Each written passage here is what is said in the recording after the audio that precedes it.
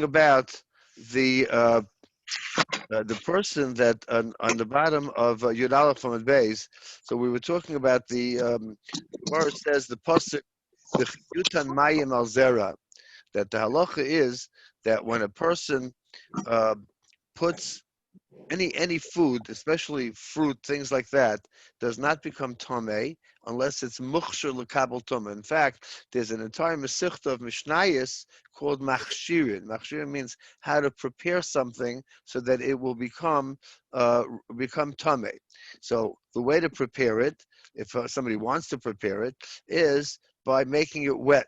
So since it says v'chiyutan, but it's spelled v'chiyitain, so yitain means to put something, but yutan means even if it happens by itself. So then if it happens by itself, it all depends.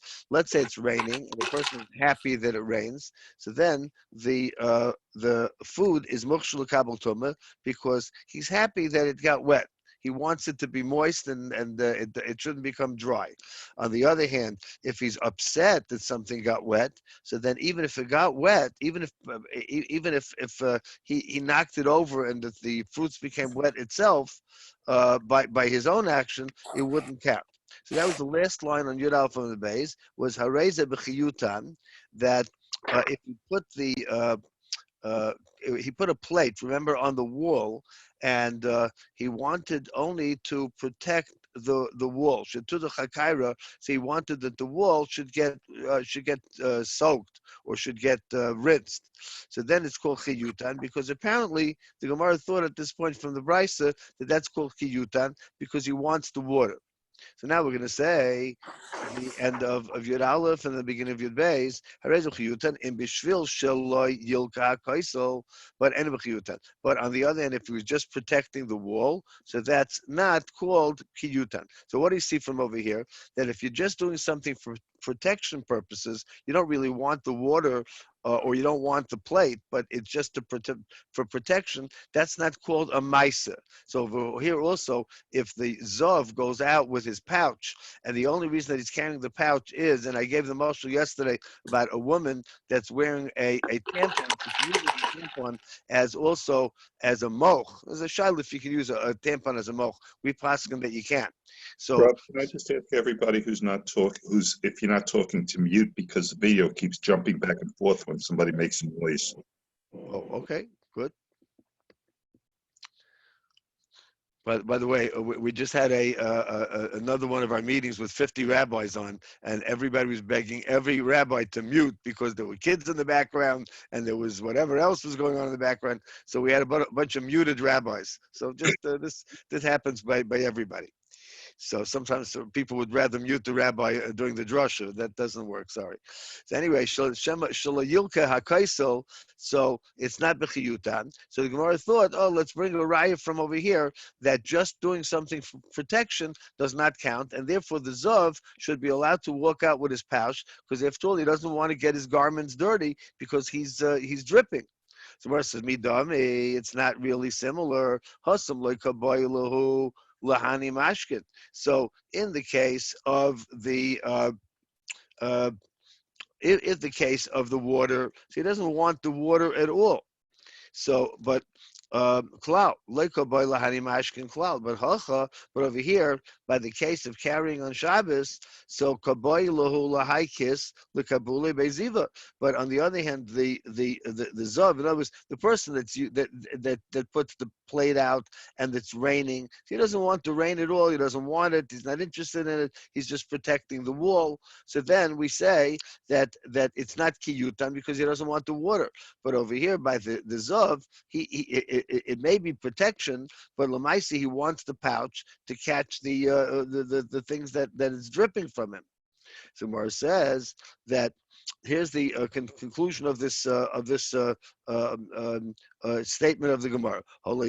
So therefore, you can't make this analogy between a zav and the water of chiyutan. So what is it?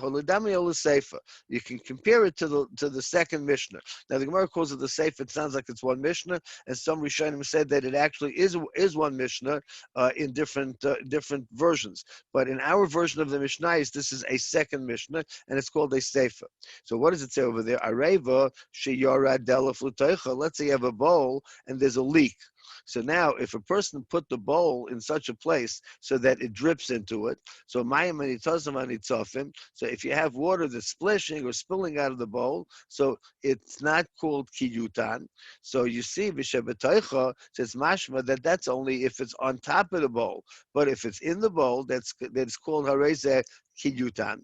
So now you see that in this Mishnah, the person that owned the bowl, he put it over there only to protect the surface. And yet, nevertheless, if it collected inside of the bowl, so we consider it kiyutan, and it's an act. So when we see and we compare this to the zav, so once again we have to say that the zav uses protection, and by the zav it should be an act of carrying on Shabbos. So anyway, so the Gemara says over here that we didn't have any rayas from any of the cases of zav to the shaila over here about carrying on Shabbos, and Abai v'Ravadam Ritavayu, they both said that this is a different halacha. Ha Rabbi Yehudah, so it's like kasha. Ha Rabbi Yehudah. Rabbi Yehudah holds that a malacha she'ein tzricha legufa is chayiv. Reb Shimon throughout Shas holds that malacha she'ein tzricha legufa is patur. So this we just need to explain for a moment, that there's a concept called melechas machshavas. Melechas machshavas means that a person that does a malacha, the malacha has to be for a certain very specific purpose. So Rabbi Yehudah holds that even if it's not for that specific purpose, you're chayiv. And Reb Shimon holds that malacha she'ein tzricha legufa is patur. So for instance, the classic case, we'll have it later on the Gemara in Shabbos, in Mirat Hashem, is that if there's a mace and they want to take the mace out of the house because first of all, it's uncomfortable, and second of all, the mace may start to putrefy and to smell. So you take the mace out, the corpse. So now the question is, are you allowed to carry that on Shabbos? So midiraisi, you're allowed to carry it according to Reb Shimon, because it's a malacha she'ein tzricha legufa. You don't really want the corpse; you want the corpse out of there. So that's called a malacha she'ein tzricha legufa. Rabbi Yehudah holds that it's chayiv, and Reb Shimon holds that it's patur. So the Gemara thought that now this shaila about when you don't really, for instance, in the case of the pouch, Lamashal, we would say by the zav that he doesn't really want the secretions. He doesn't want the drip, so he's just trying to protect himself. So that would be a malacha she'ein tzricha legufa. The interesting thing is that, for instance, when let's say a diabetic Lamashal has to take their blood on Shabbos, so that's not a malacha she'ein tzricha legufa. On the contrary, it's a malacha tzricha legufa. He wants the blood and he wants to test the blood to see what the number is, and very similar things like that. A woman that's checking herself, for instance, for sometimes fertility issues, so she wants to know, did it work, did it not work, is she pregnant, is she not pregnant? So all of those things are, I'm not paskening right now, but I'm just saying that that's called the malacha she'ein tzricha legufa. Now, Tana by Rabbi Shmuel taught Yaitza Adam b'tefillin be'erev Shabbos and Chaysheicha. Now, again, in the olden days, they used to wear tefillin the entire day. I think I've mentioned a couple of times already because it's sort of chaviv alai. I remember it. I was sitting next to Rav Scheinberg Zatzal at a chasana, and we somehow or other I ended up sitting right in front of the the front row, because they told me I'm getting a bracha. I don't like to let them wait for me, so I sat next to Rav Scheinberg in the front row.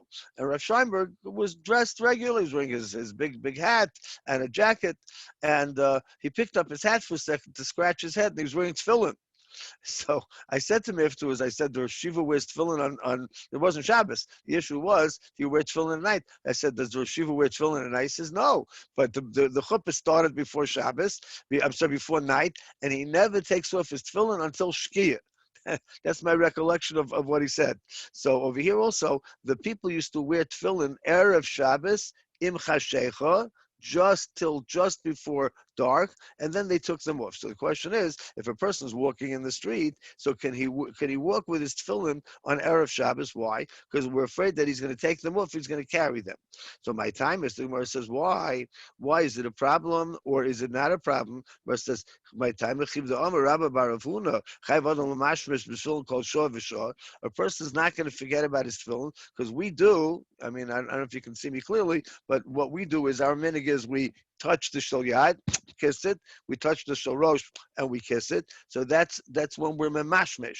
I'm not sure that they did this in time of Chazal. It's not so clear. But one thing was that for sure they always used to touch their tefillin, because the halacha is you can't forget, you can't be mesiach das when you're wearing tefillin.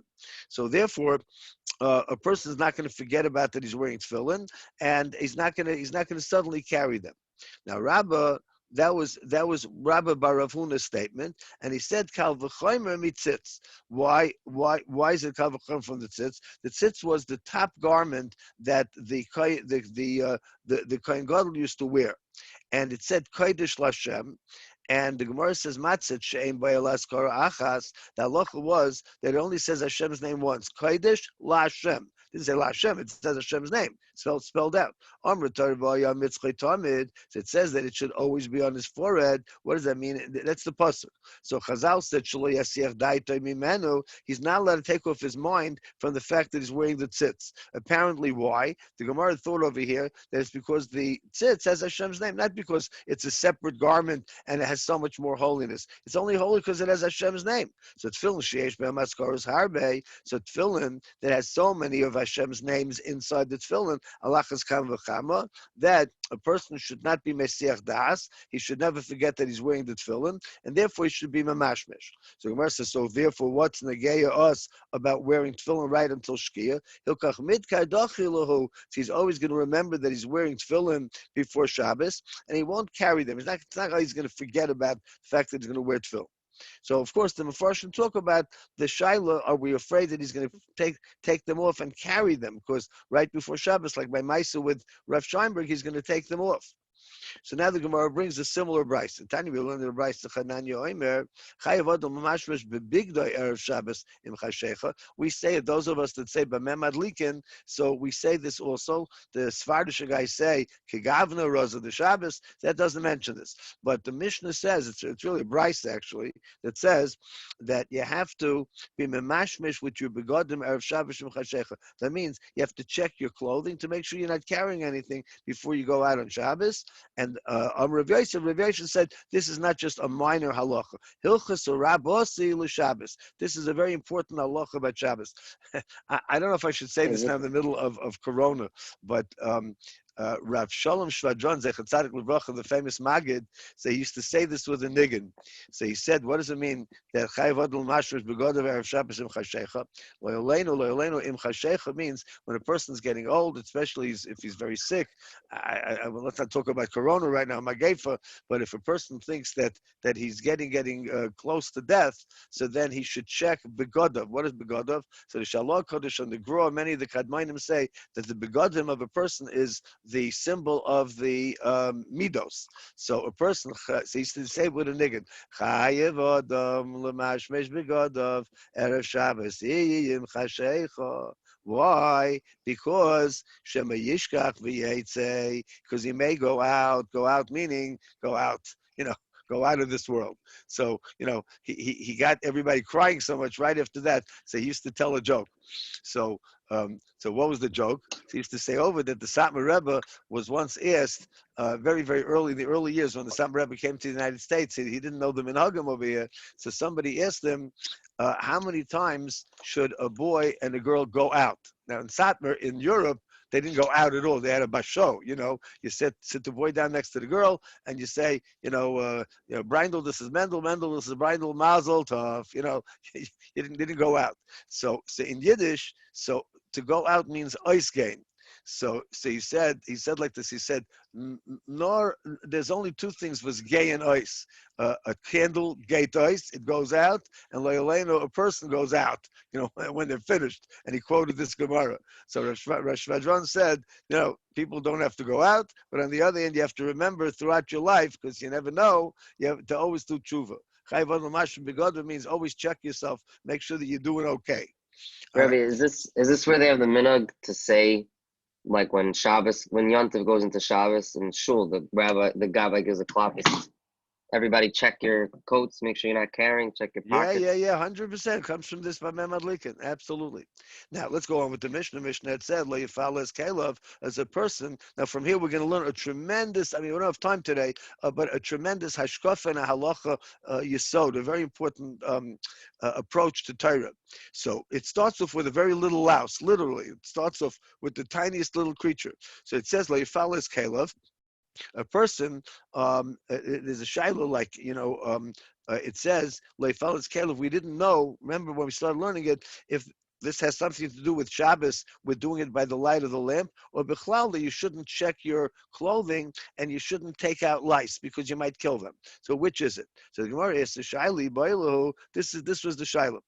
Lo yifala eskelo bayoim, that you shouldn't start delousing on Erev Shabbos, Shemayaroi, because you might continue on Shabbos and you might end up killing the louse. Rebbe Eliezer, and this follows Rebbe Eliezer, the Sanya, because we learned in a Brisa, Rebbe Eliezer, Haharikina b'Shabbos, if somebody killed even a little louse on Shabbos, means the tiniest little thing, Kilohayra Gomel, it's like he killed a big camel. It's killing is killing, you're not allowed to kill anything. V'lo yikra lo ner. And separately, separate halacha that, just like you're not allowed to kill, that would be an Issa Deraisa, just like Sheichet. Where is that, by the way, in the Lamites and Malachas? We'll have it, Mir Hashem Daf Ayin Gimel, that you're not allowed to kill. So killing means you're not allowed to shech, and you're not allowed to kill a tiny little bug. And also, you're not allowed to read by the light of the lamp because you might tilt it, and when you're tilting the oil, it'll be an Issa Deraisa of Havara, of making a fire. Or no, maybe Tavayu Shemayata. No, we're not talking about the problem of killing. We're talking about that if he delouses by the light of the lamp and he can't see so well, it's a tiny little creature, can't see, is there a louse, is there not a louse? So then we're afraid that he's going to tilt the lamp. So the shaila was, are these two separate halachas? It wasn't clear to us when we learned it also. That's why, because the Gemara said it's not clear. So the Gemara says, Tashma will bring a proof from a different brisa. In the second brisa, it seems to be more clear. In Poilin, you're not allowed to delouse your clothing, then current or on air, and you're also not allowed to learn by the light of the fire, by the light of a lamp. So you see from over there that the Brisa seems to say that the only time that you can't do the delousing, we're not worried about killing, we're worried about the light. But if you were doing it by daylight, it wouldn't be a problem. Can't adjust the sunlight, so it's not a problem. So Morah says, wait a minute, I don't understand. Mi alima mi masnisa. Why is the Brisa better than the Mishnah? The Brisa says the same thing as the Mishnah. So Morah says, Toshma, you're right, we're going to bring a different Brisa. There's a whole shaila. What was the Gemara's Havamina about that Brisa, why it's better than the Mishnah? The Gemara didn't really answer, the Rishonim answered. So anyway, the Gemara brings another Brisa, and Pailul Oraner, you're not allowed to delouse garments by the light of a lamp, then Karin Oraner, and you also can't learn. Elu min halacha shomer ba'aliyas Chananya ben Chizkiya ben Garon. So when they were hiding out, like we're hiding out now. Those of us that are stuck in the house. So they weren't in quarantine, but they were hiding from the Romans. So they were either in an aliyah, in an attic, or they were in a basement. They were hiding out. So what did they learn over there? So they learned these two halachas. Because over there they learned the halacha that you're not allowed to tilt a lamp, and they used two examples, one about reading and one about delousing. Shema mina. So the Gemara proves this. So in the Rishonim over here, I'll just mention that, well, if we have a chance, we'll come back to it later on. So they talk about that the Gemara says that you're not allowed to kill a camel and you're not allowed to kill a louse, and they're both the same. And then there's another opinion that we'll see a little bit later more, but right now it's kedai to mention it, that you are allowed to kill a louse. Why? Because some of the Rishonim hold that a louse is not really alive. What do you mean alive? It's moving, it's biting, it's doing all sorts of things, because it comes from spontaneous generation. So in the later generations, when they discovered that there's no such thing as spontaneous generation, you remember Louis Pasteur and people like that, so Kashi is on the Chachomim, didn't the Chachomim know that? So the Michtam Elio, Rav Dessler Zatzal writes in Chelik Daled of the Michtam Elio, that in fact, that the Chachamim knew everything. They knew about spontaneous generation. They knew that there's no such thing, that people say it, but they also knew that you can't see these things. So something that you can't see, that it progenerates, that it propagates. So then, because you don't see it in the lice, it just seems like they come spontaneously. So we treat it because that's the rule. The Torah wasn't given to malachim. The Torah was given to human beings, and we go by what we see. All right, it's a very big aside, in all of understanding what Chazal say. Let's go a bit further. If you don't mind, this makes me thirsty. Amen. Thank you. Okay. Amr Yehudah Amr Shmuel. I feel lahavchem ben bigdei levein ishtay. Lebigdei ishtay. So how much are we worried that if you're checking something that you're not allowed to do la'ara there, so you can't even look between. Let's say you went in to get your clothing, and your clothing is near your wife's clothing, so you can't use the light even to make to make understand the difference between your wife's shirt and your shirt. So why? Because you might tilt it. Because the Gemara says that we're worried that you're still going to tilt, even though it's a pretty easy thing to tell between two between a man and a woman. And a kavachimitz asur Taisva says between two men. Let's say there's a dorm, and all the guys' clothing are together. So then of course you can't use it because yeshivish clothing. Everybody's got a white shirt. Everybody's got the same black jacket, the same black pants. So to tell, you need a greater light. So then a person's for sure going to tilt the candle and the lantern, and therefore we're going to answer it. The shiloh was that maybe that you don't need that much light to tell the difference between men's clothing and women's clothing. So Gemara says it all depends on the women's clothing. My Rava said, that's only for the people in Mechuzah that they live in the city of Mechuzah. So we'll soon see what's the difference between Mechuzah and every place else. But when it comes to the people, the farmers, even today, chaklayim are farmers. So but down in the boondocks, made the yadi, so you can easily tell the difference between a man and a woman. But in Mechuzah, so the people of Mechuzah, Gemara says, for the bnei Mechuzah, nami la'amar so even in Mechuzah, where the people, the men didn't work very hard. They were white collar workers, not blue collar workers. So in other words, the people that are out in the fields, they don't have big wide sleeves, but the people that work, they're lazy and they don't work so hard, and they work at a desk, so they can have wide sleeves. Those wide sleeves would get in the way of real work, of physical work. So the Bnei Mechuzah, they didn't do physical work. So by the Bnei Mechuzah, so we said that the men and the women, the garments are very similar. You need more light. But the Bnei Chaklayasa, but they can tell very easily the difference between men and women. So all they need is a little bit of light. You take a quick look. You see it's his or it's her garment, and you would be able to use a light because we're not afraid that you're going to tilt it. The rest of yeah. Does any of this apply today in terms of using electricity next to a lamp? Any of these halachas apply? No, so I mentioned yesterday that we generally do not apply it today because today we don't adjust the lamp.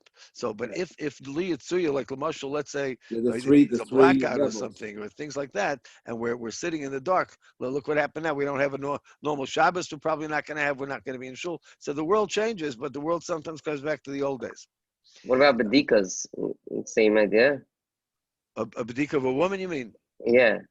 So you mean the what by the light?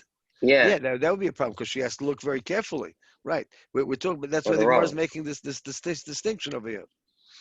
All right, so let's go weiter. Now the Gemara says, even when it comes to the people living in Mechuzah, where the garments were very similar, so this is only said about older women. The older women, the garments were the same for men and women, and you had to look very closely. For instance, that the colors were different. So for that, you need a lot of light.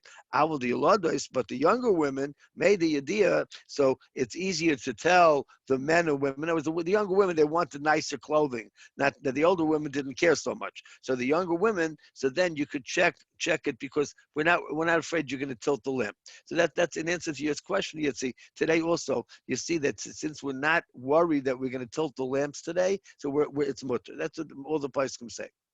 That switched with electricity, in the late 1800s. Now, Tana Rabbanim, we learned in the Brisa, in Poland Bershus or Rabbim, say you should not. Now, since we're talking about the idea of delousing, so we go away from Hilchos Shabbos for a moment. In Poland Bershus or Rabbim, you're not allowed to do this in the public. Bershus or Rabbim means over here, not necessarily because of carrying, but when you're in a public place, don't delouse your garments. It's disgusting. Then they are covered out of just what we call covered abrius. Ki yaitze by similarly, Amar Rabbi said, Rabbi Yehudah v'Amri lo Reb Nechemya, ein oisin apiktoisin b'rshus harab. What's that? That's what's called an emetic, that it causes people to vomit. Now, in today, Loyolena, there are people that cause themselves to throw up for other reasons. The women have these machlis Loyolenu, so they are covered. But in the old days, apparently, it was pretty common that people would cause themselves to vomit so they could eat some more, or they just, they were a little bit full, so they made themselves throw up. So the Gemara says, "Tanar Banu will in the Brisa, Hamafal is Caleb, somebody that is taking the lice out of his clothing. So how do you do it on Shabbos? So this is where we get into the whole shaila of killing.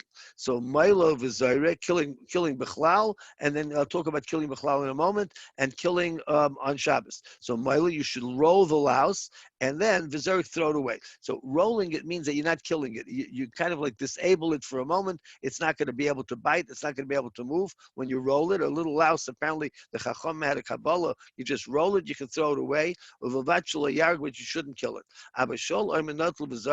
You're allowed to take it and throw it away, but don't roll it, because even rolling it, you might kill it. So now the Gemara says, what's the halacha? You can roll it. We're not worried that you'll kill it, and you'll throw it away. That's actually the best way to do it. Even during the week, so you can do it that way. Now, Reb Moshe, it's interesting. Reb Moshe has a tshuva on this. Are you allowed to kill b'chlal bees and flies and anything that's bothering you? So some people are very, very they don't like killing things. Some people are very, very careful. So Reb Moshe says that's very nice, but it's mutter because all of these things were created for Adam, and if they're bothering a human being, not just like a fly, is not going to kill you. L'chayra, it's not going to really hurt you. It's just bothersome. You're allowed to swat it. You're allowed to kill it because it was created for human beings. Everything was created on Shabbos. During the no, week. not talking about Shabbos. No, I wasn't talking about Shabbos. Stop. So it was Moshe's talking about Bechlal. Are you allowed to kill? David? Yeah, that's what I was asking. Yeah, right, during the week. Okay, now, so the Gemara says of how different Amoraim dealt with the lice on Shabbos. So Rabbi Mekatalahu, Rabbi actually killed them. For Rav Sheshes Mekatalahu, he also killed them. So this goes according to the Rishonim, most Rishonim over here, because they held that they're not really alive like other things that are alive. These Amoraim hold like that, and presumably because of spontaneous generation, as I mentioned before. Rava Shadilu Lakna Demaya, Rava would throw them into a bucket of water. So presumably, the way most Rishonim learn, that's because you're not killing them directly. In other words, Rabbi and Rav Sheshes used to kill them. We'll see in a minute. Mamish, like smash them. And he held that it's mutter because they're not really alive. It seems that Rava, when he threw them into a bucket of water, the pshat was that they didn't, you're not killing them right away. They die in the water. They drown, but you're not really killing them directly.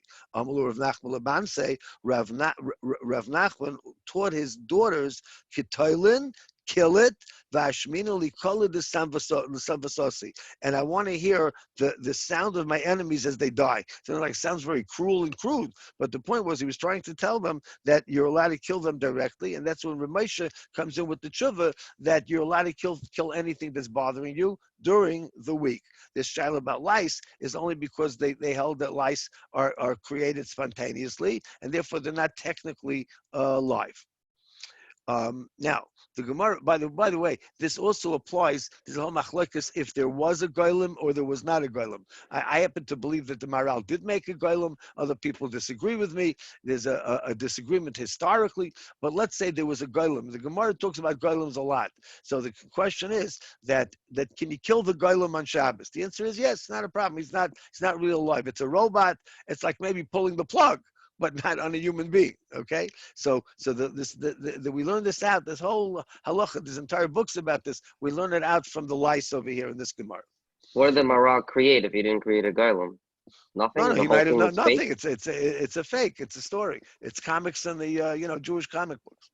Is there any heter to throw something into water, like one of the Mandyambrim here? If you have a spider in the according house to and you this take it man and throw it into the Yomar, water. yeah, like let's say that something that's really bothering a person, Lashal, in the sukkah on Yom Tov, and there's a bee coming, or a yellow jacket, or whatever it is. So some bichlal hold you allowed to kill it on Shabbos because it's coming at you, and they bite and they hurt. So you're allowed to kill it. But others hold that you're not allowed to kill it. So a middle position is this position, like what the Gemara just said, that he used to throw it into water. Rava, so Rava's shita is that let's say you push it into the bowl, with some wine left, or soda, or whatever it is. So that's better because you didn't kill it, but it's going to die in there anyway. So that's different shitas. Okay, let's go weiter. Tanya, we learned in the Bais, Reb Shimon ben Elazar Omer, ein hargen samacholos b'Shabbos. So you're not allowed to kill a louse on Shabbos. Divrei Beis Shammai, or Beis Hillel matir, Beis Hillel hold that it's mutter. So this is also goes into the whole discussion that we just had about spontaneous generation. Beis Hillel hold that it's not really alive completely, and Beis Shammai holds that it is.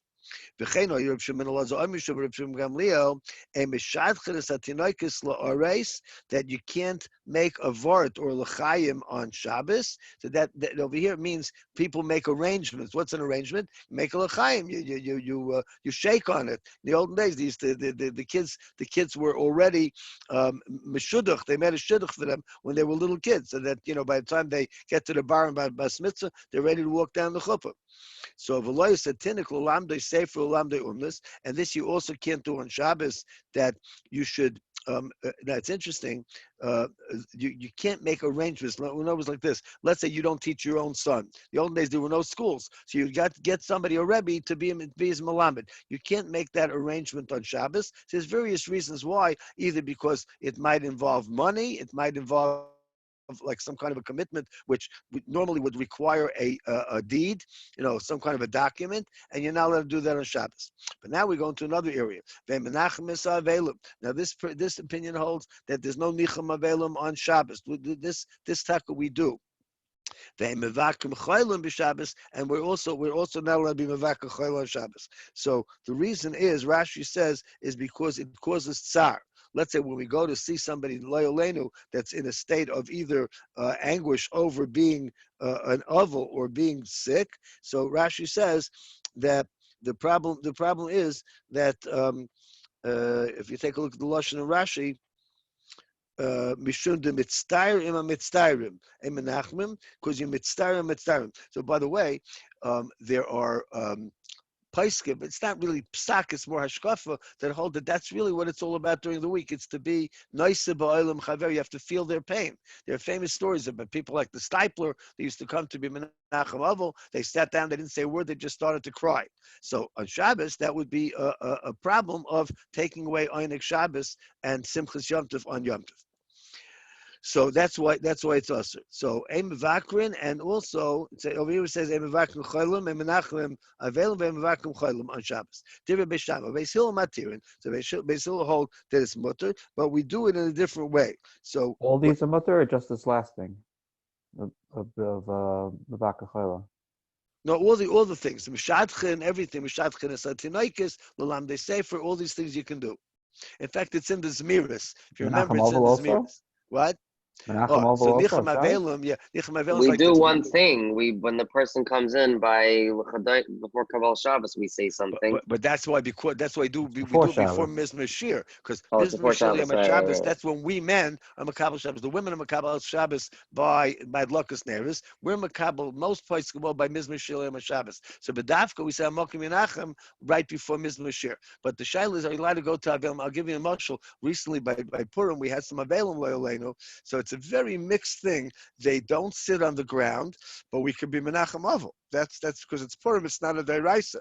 But on Shabbos, there's no Nichum Avelim per se. But theoretically, you could go see an Avel who's, they're not sitting Avelus, not sitting Shiva on Shabbos. You go see them. It's somebody you're very close with. But you shouldn't be Menachem. You can't say Amakim because that arouses Tsar. Okay, let's go weiter. We got to go to Amid Bais. So first, let's just finish up on Aleph. So that was the machlokes Beis Shammai and Beis Hillel. Tanur Rabbanan, we learned in a brisa. Hanichlas avakar achayla. If a person does come on Shabbos to be vakar achayla, we just said it's mutter. So you say Omer Shabbos hi milizoik.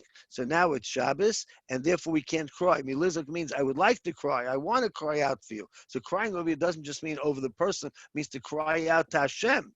So we're not allowed to do that. But urafua cry v'lovi. Nevertheless, the Shabbos, as we'll see in a minute, will bring the refuah. For the Shabbos itself will bring rachmanis. Maybe tomorrow, B'lianet, if I have a chance, I'd love to go back on this and see how Shabbos does that. We're all in a state of anguish right now, so we could use the help. So let's just go to Amid Bais. Meanwhile, Rabbi Yehudah says, "Hamakom yirachim alecha." What do you say to a person on Shabbos who's sick? Lo yolenu hamakom yirachim alecha v'al chayla Yisrael. So you have to have in mind all the other chayla. We'll see in a minute why. Rabbi Yossi hamakom yirachim alecha b'soich chayla Yisrael, and that's really what we say. So when we say today, that you're not by yourself. So by the way, it's interesting. I learned this from one of the tells of Rosh Hashivas, that if you go to be menachem avol le'olenu, nobody should have to go, and there's somebody sitting by him or herself. So you don't say hamakom menachem oischa. There is such a shita, or oisach. You say eschem. Why? Because they're not alone. The Rabbi Shalom is with them. So we say hamakim rachem alecha b'soich choyle. We say b'soich shar b'soich choyle Yisrael, that you're a part of a large group and you're not alone. That's one of the most important things to tell a person who's suffering, is that he's not alone. Isn't shar avei tzion like the whole Klal Yisrael? Everyone's an avol because they're crying over the Beis Hamikdash. It's exactly. Yeah, we're all crying, exactly. Now, Shevna was a famous person, Ish Yushalayim. He was a very, very important person in Yushalayim. When he used to come into a sick person, so before he said anything, he said Shalom, peace. So Uvitziasa, what do we mean by that? We'll see in a minute. Uvitziasa, and when he left, he says, Sham Sim Elizagur Fur Koi Velavai, Varachma of Meruvim, and HaKadosh Baruch Hu has a lot of Rachmanas, the Shiftai B'Shalayim, and rest in peace on Shabbos. So what does this mean? Like we said before, that the Shabbos is going to bring you the refuah shalema. So we learned earlier, if you remember, on Daf Yod, that Bayaz was Misaka, and that we should say Shalom Aleichem, because the Bais was a Shayfet, and in the time of the Shayfet was Bimei Shveit HaShayftim, that you Shayfet is Shayftov. The people used to judge their leaders, so they didn't listen. Somebody said something Musar, and they blew it away. So therefore, the Bayas wanted to reinsert HaKadosh Baruch Hu into everybody's life, so we would have Yiras Hashem. So he allowed them to greet each other with the name of Hashem. Later on, that was dropped. We don't say Hashem's name anymore to pronounce Hashem's name when we greet somebody. So we use Shalom, which is one of the names of Hashem. So v'shiftai v'shalom. So he said, so on Shabbos you should rest in peace. But why did he say that? Maharsha says he wanted to use the word Shalom because it brings the name of Hashem into the Bais Cholim. And by the way, the same thing is into the Bais Avelim. That's why we say Hamakam. Hamakam is a kinoi, a substitute word for Hashem's name. Okay, let's go weiter. So Gemara says that Kaman Oslo Hada Amar Reb Chanina. Where did this come from? The Reb Chanina said. In other words, Reb Chanina was an Amira. We're trying to figure out which Tana. So Mishi Yesh Lo B'Chol B'Soch Beisai, a person that Loyalenu has somebody sick at home. So Choch Sheyarvenu B'Soch Chol Yisrael. That like we just said, he should include him with all the other Cholim in Klal Yisrael. Kaman Reb Yaisi. So this is like Reb Yaisi. What's the pshat Reb Yaisi? So because Rabbi Yaisi was the one that we said before holds like this. I just want to mention that when my Rebbe, Rav Feitman Zatzal, was very sick and Nitaka died from that illness, so people used to come and give him a bracha, refuah shalem, etc. Or when he used to ask people to daven for him, so he to the very end, somebody told me it was till the day he was nifter. I wasn't there, but a very chashuv person that was there when he was nifter told me that right before even he said, but don't daven for me without mentioning all of Klal Yisrael, B'Soch Shachal Yisrael. He was very makbid on this. Now the Gemara says, they were matir, but they were matir only with difficulty, because since on Shabbos it's going to take away from your own Oynik Shabbos, so they were only matir if it's very necessary. And it was like this, and somebody mentioned before, we don't do it easily. Now let's go weiter. Kihavi al Zlina Basrei Rebbe Lozer L'Shayula B'Tvicha. When we used to go follow Rebbe Lozer was their Rebbe. So when he used to go be Mevaka Chala, we watched to see how he does it. So Zimnin Amar Amakom Yifkad Chala Shalom. May Hashem remember you for Shalom. V'Zimnin Amar Rachmana Yad Kurin Chala Shalom. Sometimes he said it in Aramaic. The Gemara says, Hecha Avid Hachi. How can he do like this? It means he davened in Aramaic. V'Amar Rav Yehudah said, Al Yishal Ad Mitzrachav B'Lashon Arami. You should not ask Hashem for anything in Aramaic. Why? V'Amar Rabbi Yochanan Kol Hashel Tzrachav B'Lashon Arami. Because this is the reason. Ein Malachei Hashoros Niskaken Loi. The Malachim don't understand Aramaic. That's why we do say a lot of things in Aramaic that we don't want the Malachim to know. They only speak Lashon HaKodesh.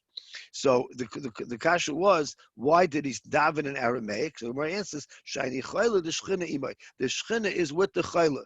In other words, you don't have to worry about the Malachim not understanding, because you're davening directly to the Shechina. The Shechina is there. Sometimes we have to ask the Malachim, like we say on the Yom Neroyim, I'm sorry, what? Achnisi Rachamim. Yeah, Machnisa Rachman. I was about to say, there's a tefillah that they sing, Machnisa Rachman, which some Rishonim hold not to say, because it sounds like we're not davening to the Malachim. But the reason we do say it is because we make clear that we're asking the Malachim just to transfer and transmit our tefillahs to the Rabbi Shalom. So over here, we don't have to transmit it any place, because the Shechin is right there. How do we know this? Amar Rav Anan, Amar Rav. Rav said the name of Rav. How do we know that HaKadosh Baruch Hu supports a chayla? HaKadosh Baruch Hu is right there. Shenem Hashem Yisadeni. The chayla says, David HaMelech says, really, may Hashem support me. In this case, support him. Al Eretz Devai, on a sickbed. So a person, HaKadosh Baruch Hu is with the chayla. Now we'll see him in Tanya Namiach. We learn in the Brisa, Hanichlas levakas chayla. A person that comes in to be mevaka chayla, lo yeshiv lo gabi mite. She shouldn't sit on the bed, lo gabi kisei, but not on a chair or misatef. You should wrap yourself up in your talis, because apparently that brings yirah shemayim, and you'll be able to mevaka chayla properly. V'yesh lefanav, and you should sit and in front of him. So what is that? The shechina is at the head of the bed. By the way, different Gemara says that by a chayla that is yesh by sakana, the malchamavis is at the other end of the bed. A doctor once asked me to speak to his staff about Jewish practices. So there were a bunch of non-Jewish nurses. So I probably made a mistake, but I said that God rests at the head of the bed, and the angel of death sits at the foot of the bed. One of the nurses is a black lady. I'll never forget. I think she turned white, and she started screaming, "Oh Lodi, oh Lodi! I didn't know that the angel of death was right there. I sat there many times." She ran out.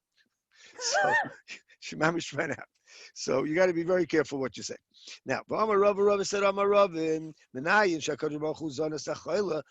know that Kadosh Baruch Hu takes care of a sick person? Hashem Yisadeni al Eretz Devai. Kadosh Baruch Hu supports a chayla. Now we go back to V'layikru la'oran there. So Amar Rabba, I feel gavoy shtei kaimis. This takana or gzeira that the Chacham made. We'll see in a minute what the Gross says on this. It's mamish amazing. So he says even if it's like two heights of a person. In other words, there's no way that you're going to reach for that lamp. It's like a ceiling lamp, and that's what we were talking about before. If we had not electric lamps, but we had like these kind of lamps that are adjustable, even if they were 20 feet high, we wouldn't be allowed to read by them. Even it would be the height of two ox goads, which is much higher. But then the Gemara says, even much of even if it's the 10th floor up, and you're going by that, like it's a huge, a giant room, like in the places where you have, big. We're not going anywhere these days. Big chasanas, etc. So you're not allowed to read la'oran there because it's a takanas chachamim. So the Gross says that whenever there's a takanas chachamim, they had many reasons. They only told us one reason. In this case, it was that we're afraid that we're going to reach out and we're going to tilt the lamp. Okay, let's try to finish up. Dwar says, Chad hu likri. So it was mashma that one person can't learn alone because we're afraid he's going to tilt. Hatrei shaperdami. So the Gemara seems to think that if two people are learning together, so we're not worried because one will remind the other not to tilt the limb. Rest of Asanya, loy echad v'loy shnayim, not one or two. Where it says Amar Abelazar loy kasha. No, can be inyan echad. If two people are learning one thing, they're looking in the same sefer, for instance, so they're learning together. Other chavrusas, so then one's going to remind the other. But if there's two people learning two different things, so one's not going to notice the other person's. One's learning about Vakam and one's learning Masech the Shabbos. So they're just sitting near each other at the same table. So then one guy might tilt that the other guy wouldn't remind him. Now, Rav Huna said Medura, but in the case of a large fire, I feel like Sarbanei Adam Asur. So even with 10 people, because when there's a very big fire, so people they're learning by the fire. So sometimes the fire, the embers start to go out. You take a stick and you move over the coal. You can do that during the week, but you can't do it on Shabbos. So even 10 people that are learning by Medura, one might not notice that the other one's doing. It's a big fire. It's not like even a fireplace. They used to have these big fires in the middle of the room. So Gemara says, Adam chashavu, but if a person is very chashav, that means he's very careful and he's not going to tilt, so we're not worried. We'll just try to finish up. So the Bais says that we're afraid you're going to tilt. Rabbi Shmuel ben Elisha, he was a chashav person. He said, I can learn and I'm not going to tilt. I'll never forget. He forgot, he almost tilted, so he said, wow, look how great the Chacham are. But now the Bais brings a different version of this. Rabbi Shmuel actually did it. He tilted. The Kosav up in Kosai, he wrote into a little notebook, Ani Yishmael ben Elisha Karisi, I did it. I was learning. V'teisi ner b'Shabbos, and I tilted it. It was by accident. So he didn't do it on purpose. He has to bring a korban chatas. So he wrote into his little notebook that when Mashiach comes in Mirz Hashem, I'll have to bring a fat chatas, means a very good chatas. The Mishnah Berurah brings this halacha l'maisa, Rabbi say, that we all have to have such a little pinkas, and he writes it's a kiyum. The Mishnah Berurah writes it's a kiyum of the mitzvah tzipisa liyeshua, that we so believe that Mashiach's coming that we even write down into a book that we're not going to forget that Mashiach's going to come today. If Mashiach comes today, we'll have to bring a korban chatas. So my son packed his suitcase last night. Yeah, right, exactly. Baba, shiny Rabbi Shmuel ben Elisha, so even though Rabbi Shmuel was a chashuv person, but he treated himself in Torah like a hedjed, he was a very big anav. So that's why we can't learn out. A very, very chashuv person is allowed to learn l'araner. Atani Chada, we learn in one brisa, shamish boidik kaisei sukaris l'araner. The shamis, when he's checking all the things to make sure that he's giving us clean cups and saucers and and spoons, etc., etc. So he's allowed to check by the Orah. Nevatani idach layiv, he can't do it. So when I say it's a steer, it's a contradiction. My answer is like kasha. No, it's not a kasha. Kam b'shamish kavua. When it's a regular guy, so he's afraid of his master. So he's afraid that if there's a little bit of dirt, so he's going to get fired. He's there every day, so he's afraid of his master, and he's going to tilt it if the light's not good enough. Kam b'shamish and kavua, but stop. A guy, a waiter or something, we're not worried. He's not worried. He's going to get fired over one little piece of dirt. In both cases, it's the regular butler, like kasha. But the Mashiach, so it all fits with an oil lamp. So he's not gonna. It's an oil lamp, so it doesn't give a bad smell. So then we're worried that he's going to tilt it. But if it's naphtha, which has a very bad odor, so he's not going to tilt it. He doesn't want to have the bad smell either. So what if it's a shamish she'ena kavua, where we're not, he's not worried about getting fired. So he won't tilt it, but it's the Mashiach. But if it's oil, it's an oil lamp. So what's the halacha over there? Amarav halacha ve'emorinken. The halacha is that he's allowed to do it, but we don't say it publicly because people will get mixed up and they will start tilting all over the place at the wrong time. Rabbi Yirmiyah bar Abba Amar halacha u'morinken. No, you can say this in public. It's a good halacha to say in public. Now, just the last ma'aseh for today. Rabbi Yirmiyah bar Abba iklu be Ravashi. Rabbi Yirmiyah bar Abba came to Ravashi's house. Come Shamei. So his shamus got up, And Ka Badik Linahara Dishraga. So Rabbi Yirmiyah's Shamus, he did check something by the oil lamp. Amalei Visu, so Ravasi's wife said to her husband Ravasi, say, look how formally they spoke to each other. Umar loy ovid hachi, but you don't allow that. How come this guy did it? Allah, he told us, Shavke, leave him alone. Rabbi's feeling. He's following Rabbi Yirmiyah, who holds that a regular servant, he's only a temp. He's like a regular, like a waiter in a restaurant. You're never going to see him again. So he can use the oil lamp because he doesn't really care so much. Okay, we're stopping by Be'emes Amru. I think. Be'emes Amru is a new Indian. Bottom of the page by the 2 dots. So we'll stop over there. Everybody should have a good day. Stay safe, and David will help from here. We should be together very, very soon. Amen. Thank you very much. Thank you very much. A pleasure. A guten Tag. All the Good best. day, everyone. Yes, sure. That's right.